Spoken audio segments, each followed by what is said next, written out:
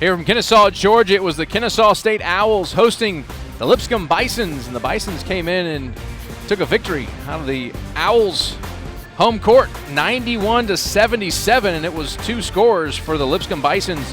Josh Williams with 28 and Malcolm Smith, a career-high 29 points that led to the Bisons' victory. Nathan McCreary here with Coach Jimmy Lalithan. And Coach, the team came out with a lot of energy. Damian Wilson showed that he's here to play basketball there early. Well, thank God for Damian that he showed up today with the energy. And, he just showed it in being him.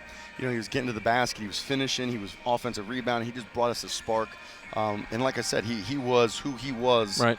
And who he's supposed to be all game, and he never left character. He was 0 for 2 from threes, but we've talked about giving him an opportunity to make one, to get one, and he didn't settle. I don't think too much. Mm-hmm. We'll take a look at the film afterwards, but he was what we expect him to be: an athletic, slashing finisher at the rim and offensive rebound. So he's very, very, very good tonight. Let's take a look at some highlights as we talk through this one.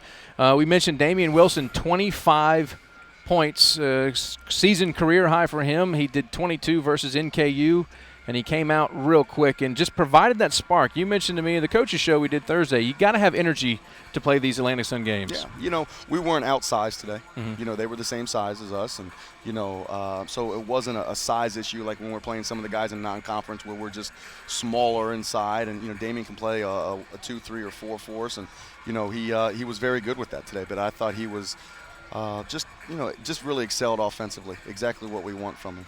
Yeah, also had Yonel Brown putting in 21 points. He's been the consistent for Kennesaw. Yeah, Yonel had 21, and it was good. Again, 3 for 13 from my point guard. It's not necessarily exactly what we're looking for, and a little bit more distribution in days like that. But he's been a guy that's been consistent energy, so you can't be too critical on him at all, because he's just been the constant guy for us, and he's a leader of this team, and he continues to do that. Like I said, you'd like to see a couple more shots fall today to get to that 21.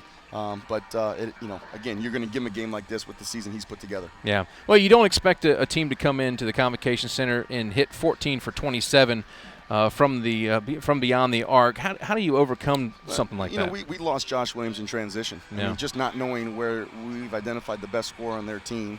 Two guys that averaged 30 points collectively just scored 60 on us, and just losing him in transition, running down. One time we were on him, and we just walked away from him, and he stepped in and made a shot. It's just things like that we just gotta eliminate, and especially at home. There's no excuse for that.